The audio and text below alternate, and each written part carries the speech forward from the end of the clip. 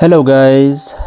May dumating akong parcel kanina, yung in-order kong camera accessories sa eBay para dito sa aking GoPro Hero 11 Black. Pero ang pinaka-importante talaga dito is yung lens protector, tapos yung LCD protector harap at likod ng camera.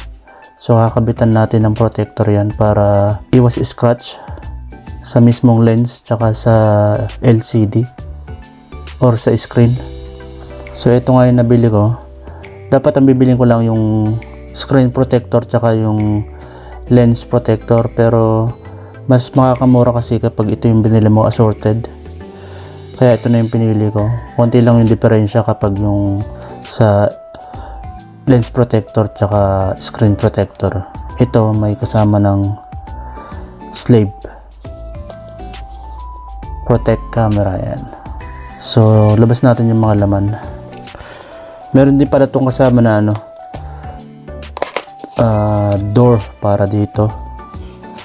Yung meron na siyang access ng cable. Kapag i-charge mo siya, hindi mo na kailangang tanggalin tong cover para mag-charge, kasi may slot ng pwedeng pasukan yung cable. So ayan. So bali ang unang bumungad nga itong cover or yung door, camera door. So ilalabas muna natin lahat. Yan, ito yung slave. So may kasama din siyang cover sa loob, lens cover.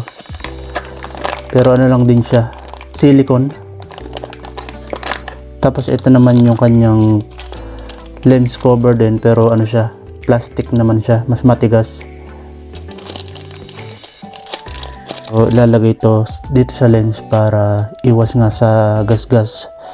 Tapos pinakahuli, ito yung protector para sa LCD or screen, tapos sa lens. So ilabas natin. Parang ang dami yata. Ilang piraso ba to? So may instruction siya kung paano ikabit. Yun nga lang, wala yatang English. Meron. So dito mag-uumpisa, pangalawa, pangatlo, pang-apat. So yan yung instruction niya kung paano mo ikakabit yung protector. Bali, isa, dalawa para sa harap, isa, dalawa para sa harap na screen, tapos dalawa para sa lens. Ito naman yung panglinis. So may dalawa. So bali dalawang siya, dalawang set. So kapag nasira yung isa, meron ka pang spare na isang set. So ilabas muna natin sa mga plastic. So kaya ako bumili nito para nga maprotektahan yung camera. So ayan, nalabas na natin lahat. At ito nga yung kanyang door. Plastic lang siya, hindi siya aluminum. Ang kagandahan lang dito, pwede mo na siyang open dito. Ano ba? Yun. So may access na yung cable kapag i-charge mo siya. Hindi mo na kailangan tanggalin buo yung door ng camera. So subukan natin ikabit. Yan, natatanggal sa Giant guys. Naka-hook lang siya dun sa taas. Tapos pag ikakabit naman natin, tulak mo lang siya hanggang sa pumasok siya dun sa kinakapitan niya. Yan. Tapos ayan kasi yung slot ng charging cable pag i-charge mo siya. So pag ito yung nakakabit, kailangan pantanggalin yung buong door, camera door, para ma-access mo yung charging port. Pero ngayon nga nang bumili tayo ng ganito, so iaangat na lang natin to. Hindi na natin kailangan tanggalin yung buong camera door. Tapos yan, sasalpak na lang natin yung charging cable. Tapos pwede mo rin isarado. Pwede mo rin siyang isarado. Yan. Tapos meron din siyang, may seal din siya, may rubber seal din siya. So hindi rin siya basta-basta mapapasok ng tubig once na mabasa. So bali, ikikip ko na to. Ito na ang ikikip ko. So lagay natin sa plastic to. Just in case lang na masira tong kinabit natin, at least meron pa rin tayo to, yung original na door nya. Tapos ito nga yung kanyang silicone slave. Ayan. Para saan tong tali na to? Para saan kaya to?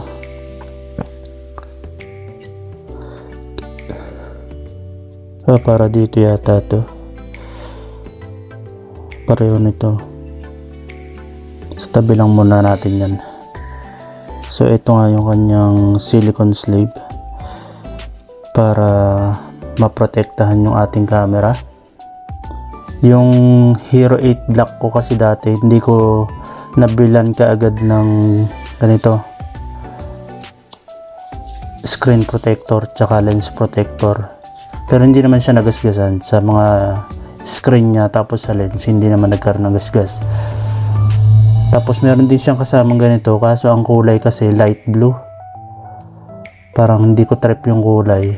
Tapos pag magkakabit ka kasi ng ganito, tapos yun nga, walang access na ganito pag magcha-charge ka, kailangan mong ilabas lagi. Nalagyan ko rin ng ano to, yung GoPro Hero 8 Black ko dati, nalagyan ko rin ng protector, screen protector, tapos lens protector nung ano na, siguro nandito na ako sa Australia.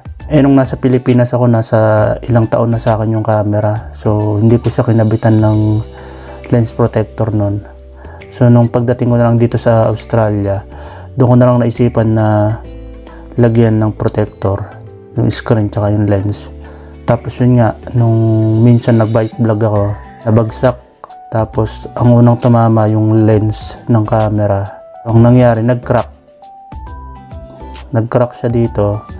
Pero ang nag-crack lang talaga is yung kinabit kong protector, hindi yung mismong lens cover.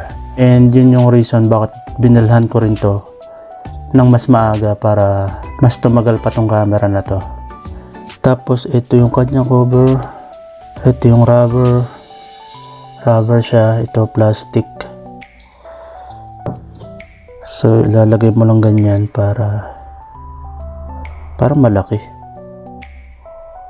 yata. Hindi, dito pala to. Pag nakakabit pala to, bale magkaiba pala sila ng size. Ayan, pansin nyo, mas malaki yung rubber o yung silicone. Ito pala yung ikakabit dito. Ayan o, para iwas gasgas at pag nabagsak, iwas crack din. Pero kakabitan muna natin ng screen protector tsaka lens protector. Pero try muna natin kabit to. Pakita ko lang sa inyo.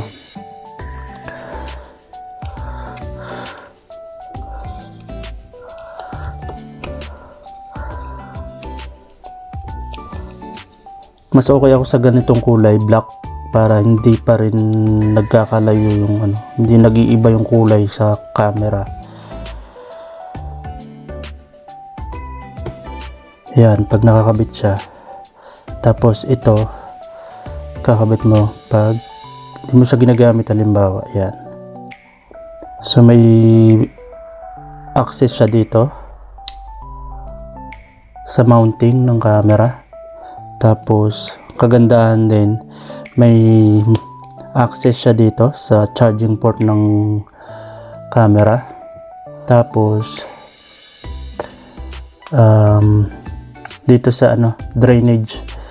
Sa mga nabasa ko, ano to, dapat hindi mo siya tinatanggal kasi ito yung pinaka drainage ng microphone. Kasi dito yung microphone, napapasukan ng tubig yan. Kapag nilublob mo siya sa tubig, napapasukan siya ng tubig. Tapos dito lalabas, dito nagde-drain yung tubig.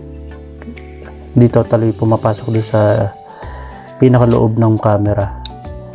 So wag na wag nyong pipiliting tanggalin to guys. Hindi tinatanggal yan. Kagaya nung kaganito sa sa door. Ano lang talaga yan, drainage. Marami kong nakikita na nagpo-post sa group ng GoPro na paano daw gagawin kasi natanggal nila yung ganito. Napapalitan daw ba? Mostly ang mga sagot doon is hindi yata napapalitan, tapos yun nga, hindi daw dapat tinatanggal. So bali, ayan yung kanyang power button. Tapos dito naman yung automatic shutter niya, on and off. Bali, pag pinindot mo to, kahit di mo nabuksan dito sa power button niya, mag-automatic siya magre-record. Tapos ka na mag-record, pindutin mo lang ulit, mag-automatic siya mag-off. Tapos ito naman yung kanyang tali. Lagay na rin natin. Yan. Ito naman para secure yung camera mo. Halimbawa, gagamitin mo siya sa part na may tubig. Halimbawa nakasakay ka ng bangka, para hindi siya basta-basta mahulog. Kung halimbawa wala kang gamit na tripod or any mounting ng camera, so ganyan lang, for security lang, para hindi siya basta-basta malalaglag. Yan. Yan ang purpose niya. So tatanggalin ko na muna ulit, tapos kakabitan na natin ng screen protector tapos ng lens protector. Tapos tips ko lang sa inyo guys, sa mga GoPro user, kapag hindi nyo gagamitin yung camera nyo ng mga 3 araw pataas, hanggat maaari tanggalan nyo yung battery, i-remove nyo muna hanggat di nyo nagagamit, kasi yun yung isang dahilan kung bakit lumulobo yung battery natin, nagbo-bloated. Kasi nangyari yun sa GoPro Hero 8 Black ko dati. Tatenga siya ng mga ilang araw, tapos katagalan lumulobo na yung lumobo talaga yung battery. So yun lang yung pinalitan ko sa camera na yun, battery. Binilang ko ng battery. So yan, kakabitan na natin ng screen protector. So kunin natin yung isang set. Ito, isang set to. Yan. Tapos yan.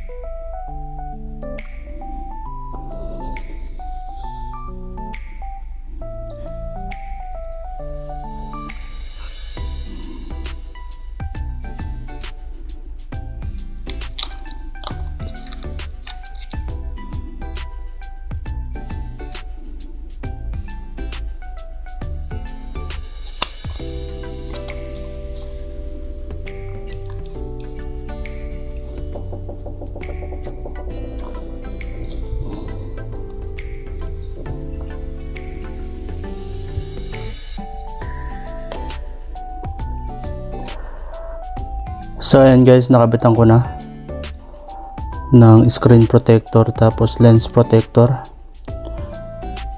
Okay naman, naikabit naman na maayos, except dito hindi masyadong nag-align, masyadong mababa. Dito rin kasi ko nahirapan akong ikabit. Pero itong lens protector okay naman. Yun, may sumingit lang, natanggal naman. Ang importante itong lens protector kasi pag nagkaroon ng dumi sa loob, may naiwang dumi sa loob. Actually meron nga yata yun sa baba,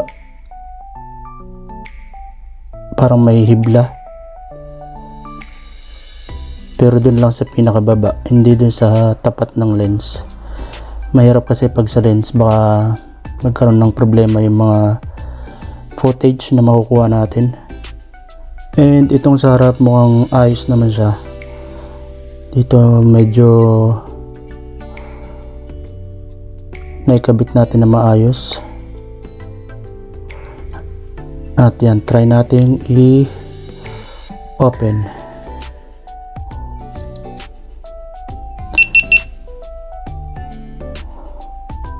So ayan siya guys.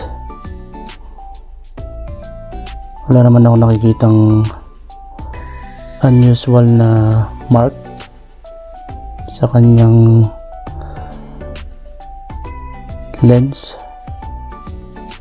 although merong isang hibla na parang naiwan sa loob. So ito yung isang kagandahan dito guys, yan, nakikita mo talaga yung sa harapan, yung nakukuha na ng lens kasi may monitor na tayo dito sa harap. So isang ano yun, advantage. Pero nag-ano siya, nag-automatic siya off yung screen sa harap para hindi rin masyado nagko-consume ng battery.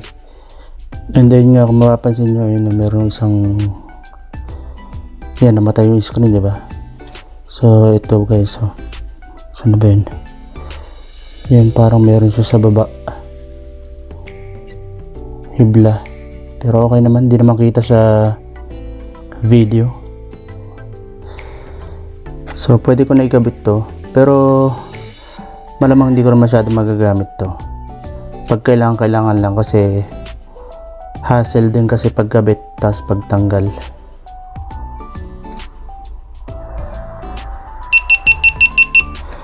Tapos yun nga, pag tatanggalin mo yung battery, kailangan mo tanggalin lagi to. Hindi mo naman pwedeng i-stock ng matagal yung battery, lalo pag hindi mo gagamitin yung camera. Kaya nga nang sabi ko, kung halimbawa 3 days pataas na hindi nyo gagamitin yung camera, please tanggalin nyo yung battery para hindi siya lumobo yung battery, gaya ng nangyari nga doon sa GoPro Hero 8 Black ko dati. Kaya nung nagpalit ako ng battery noon, bumili ko dalawa, tapos yun nga, pag matagal ko siya hindi gagamitin, tinatanggal ko yung battery. So ayan ang itsura niya guys. Kapag may screen protector, lens protector, and silicone sleeve, tapos lalagay lang natin tong cover niya para iwas gasgas talaga. Okay pang magasgasan tong screen, itong screen dito sa likod. Wag lang itong lens, kasi pag itong lens nagka-problema, nagasgasan, although replaceable naman na siya, natatanggal na to, yung lens na to, napapalitan na. Pwede mo nga siyang gamitan ng lens ng, merong nabibili sa GoPro na max lens ba yung tawag doon. Yan. So removable na siya guys. Unlike nung GoPro Hero 8 Black, hindi pa siya removable yata, pagkakaalam ko. So yun lamang guys, pinakita ko lang sa inyo kung paano magkabit ng screen protector, lens protector. Although hindi perfect yung pagkakakabit natin kasi medyo hindi nagpantay to. Tapos may naiwan na isang hibla dun sa pinakababa ng lens. Pero hindi naman siya nakakasagabal dun sa mismong lens ng camera. So hindi siya visible sa video. And ayan, kung ano nga ba yung mga kasama dun sa binili nating camera accessories sa eBay. So ito yun. Ito lang lahat yun. Tapos itong natirang isang set ng screen protector and lens protector. So once na magka-problema tayo dito, may pamalit pa tayo. So yun lamang guys. Dito ko natatapusin tong video and maraming salamat sa panonood and see you on the next one. Bye!